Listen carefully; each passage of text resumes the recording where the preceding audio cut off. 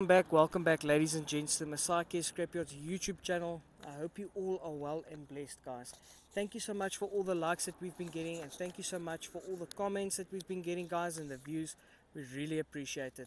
So today here behind me, I've got a Nissan X-Trail diesel, guys, with a diesel motor. And the reason for that being, on one of the previous videos that we made, we actually spoke about the throttle bodies being on the petrol or the gasoline engines and not on the diesel engines. So that was a mistake, and that's our reason for us wanting you guys to comment on the video so that you can give us correction and so that we can learn from each other.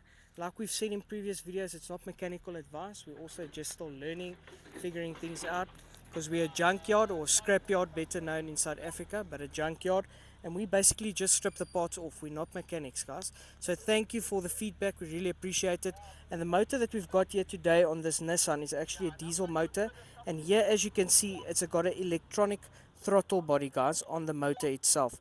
So the newer models that you get on the diesel engines do come out with diesel throttle bodies. It's not as common as on the older engines. The older engines didn't really come out with the throttle bodies, but the newer ones, it's quite common on, guys.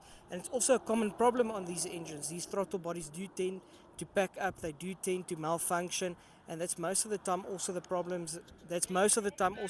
that you get on your fuel system is with these electronic throttle bodies. So please like and subscribe if you enjoy the content, and please leave us a comment, and we'll get back to you guys as soon as possible.